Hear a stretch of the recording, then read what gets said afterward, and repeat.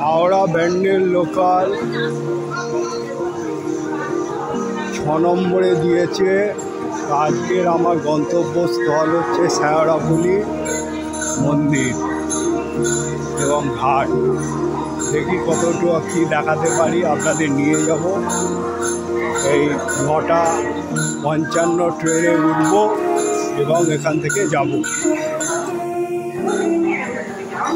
এই হলো হাওড়া ব্যান্ডেল 6 নম্বরে দিয়েছে। এবারে আমি উঠে এখান থেকে শেওড়াফুলির উদ্দেশ্যে যাব। শেওড়াফুলি গিয়ে আপনাদের আজকে দেখাবো, দেখবেন আজকে।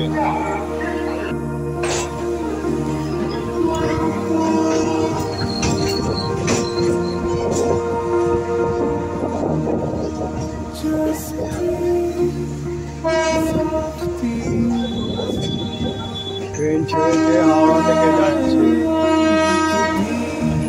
ব্যান্ডেল ট্রেন। হাওড়া থেকে ছেড়ে দিয়েছে, যাচ্ছে এখন।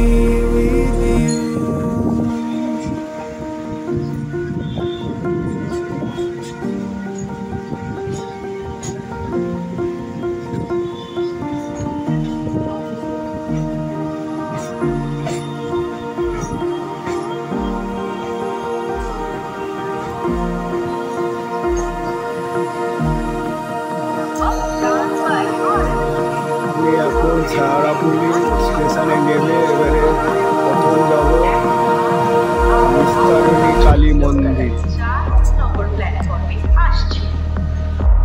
ব্যান্ডেল লোকাল থেকে নেমে এবারে নিস্তারণী কালী মন্দিরের উদ্দেশ্যে আমি যাচ্ছি।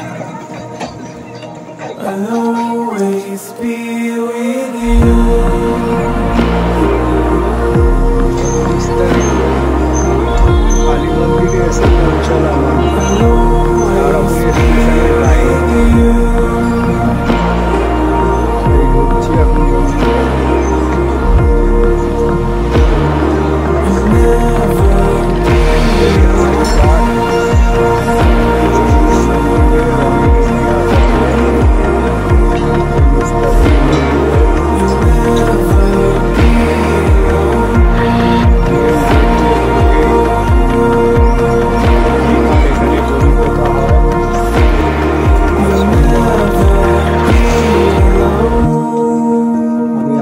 মন্দির চত্বর দেখাচ্ছি।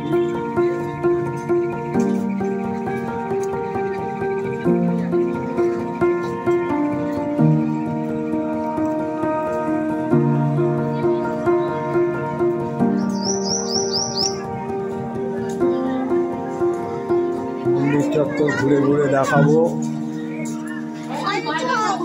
খুব ভিড় হয় এই মন্দিরে। এই মন্দিরে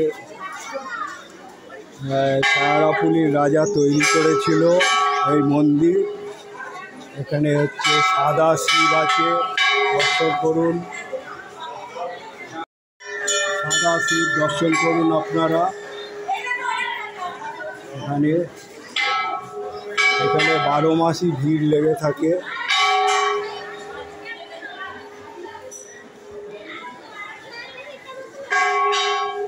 এখানে ভোগের জন্য তৈরি হচ্ছে, ভোগের ব্যবস্থা হচ্ছে।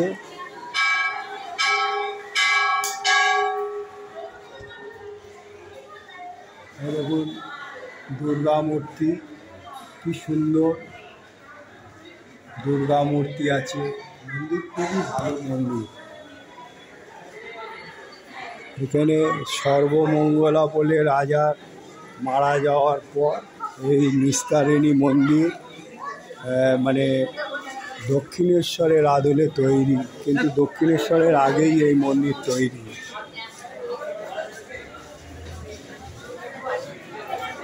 এখানে সকলে পুজো দিচ্ছে। দেখুন ইনি মাকে দর্শন করুন আপনারা।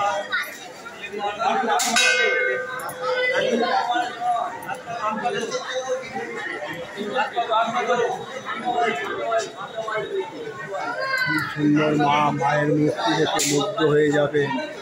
আপনারা এই মন্দিরে এসে পুজো দেবেন।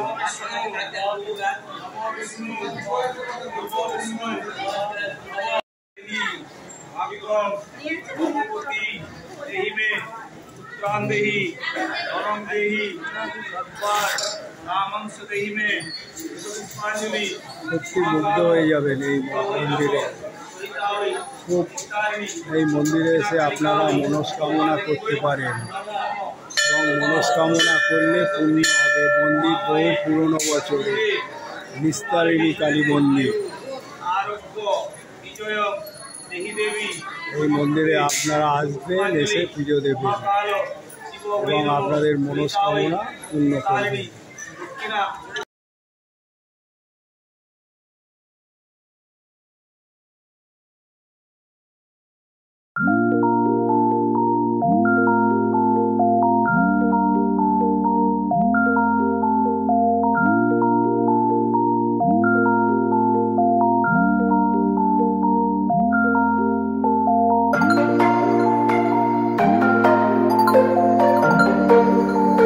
বলুন আপনার নাম। আমার নাম কুমার ভট্টাচার্য। হ্যাঁ, পঞ্চমীতে এই মন্দির প্রতিষ্ঠা হয়। আজ থেকে প্রায় 140 বছর অতিক্রান্ত হয়ে গেছে। আগামী 2 বছর একটা উৎসব হওয়ার কথা আছে। আর মানে এই মন্দিরের কি মানে মাহাত্ম্য? মাহাত্ম্য এখানে মায়ের সাড়ে বড়, এখানে মায়ের কোনো ঘর নেই। এখানে আসতে বিরাজ করছেন পঞ্চমন্দির। মন্দির আসতে বিরাজ করছেন।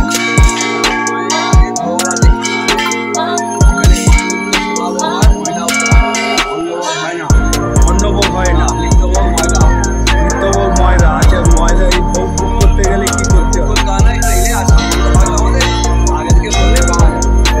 মানে সবাইকেই দেওয়া হয়, মানে আগে থেকে বলবে।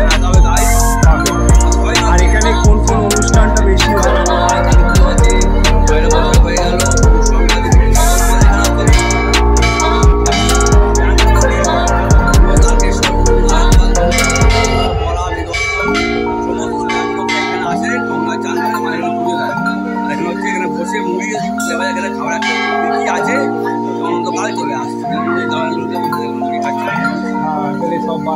আর এখানে কোন কোন বার বেশি ভিড় হয়? মেলা বাপন তো আছে আপনাদের এখানে। সোমবারেও তো দেখছি ভালোই ভিড় আছে। পুজো আসছে, কালী পুজো, কালী পুজো আসছে। হ্যাঁ, বাড়ির বিয়ে বাড়ি আছে, গঙ্গা চান করা হয়, শাঁখা পড়া, এখানে শাঁখা পড়া ব্যাপার আছে একটা, ওই জন্য ভিড়। আর কিছু তো নেই এখানে। কি আমি শুনেছিলাম আনন্দময়ী বলে একজন মারা গিয়েছিল রাজা।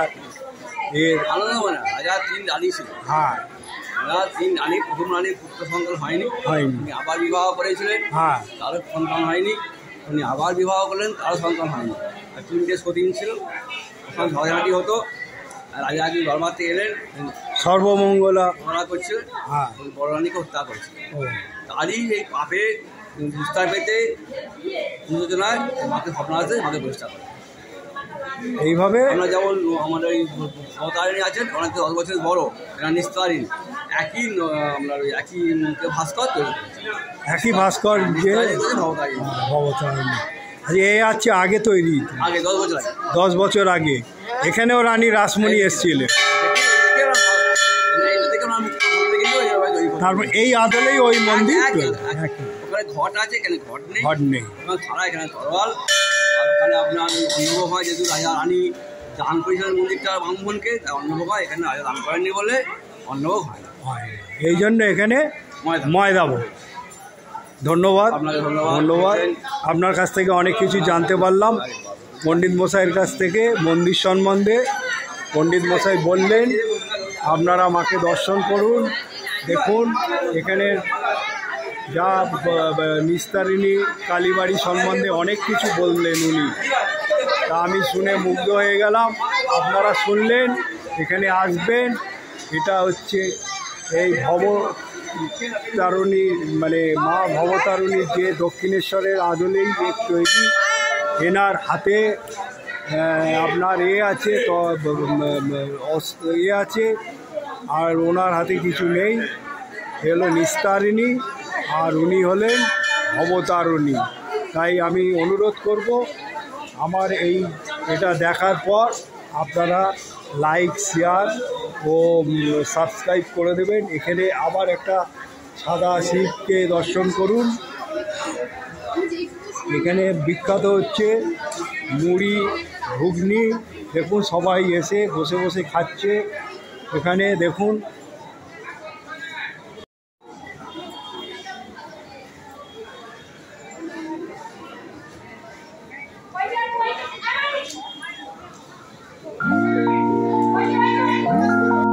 এখানে একটা কৃষ্ণেরও মূর্তি আছে, সেটাও দর্শন করুন। আপনারা এই মন্দিরে এসে সময় কাটাতে পারবেন। দেখুন সবাই বাইরে থেকে এসে বসে পুজো দিয়ে করে সময় কাটাচ্ছে। আমি জানি মন্দির কত দিনের মন্দির, এই মন্দির কত দিনের মন্দির।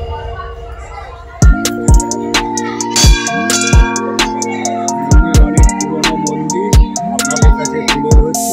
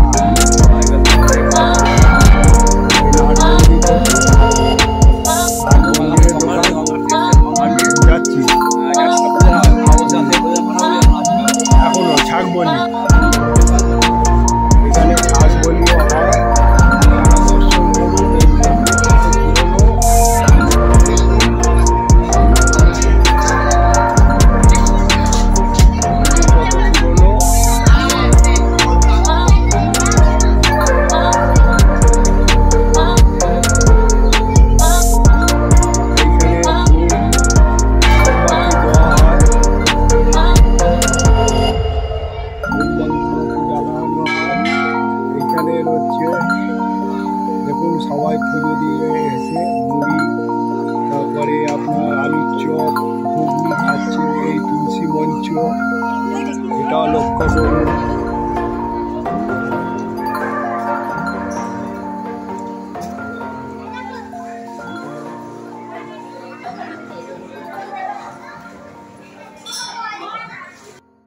আমি অনুরোধ করব, আমার এই ব্লগটা দেখার পর আপনারা আমাকে লাইক, শেয়ার ও সাবস্ক্রাইব করবে। যদি ভালো লেগে থাকে আমি আরও অনেক মন্দির আপনাদের দেখাবো। এইভাবে দূর দূরান্ত থেকে আপনাদের আমার অনুরোধ থাকবে, যদি ভালো লেগে থাকে এবং মন্তব্য করবে যে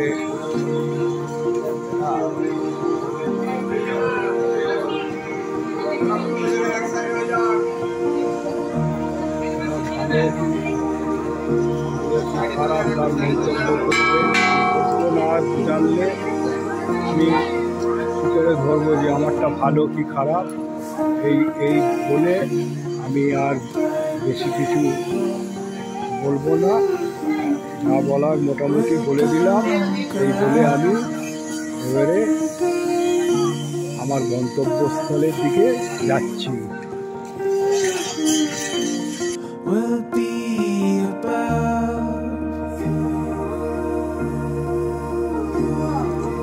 সেখানে সব রকমের দোকান পেয়ে যাবেন পুজো দেওয়ার, এবং আপনার যদি কোনো পুজো জিনিসপত্র কিনতে চান এখানে পেয়ে যাবেন এই মন্দিরে এলে। আর এই মন্দির দেখুন, এই পুরনো কত সালে কত পুরনো মন্দির। 200-250 বছরের তাহলে আমি এখান থেকে আবার চললাম নিস্তারিণী কালী মন্দির আপনাদের দর্শন করালাম।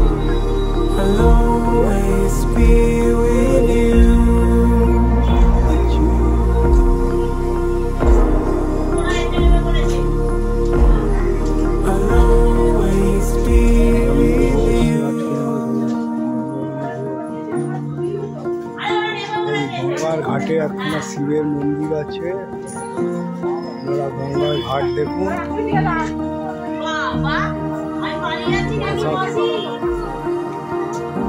সাবিত্রী সত্যবান পূর্ণ বসে রয়েছে দেখুন।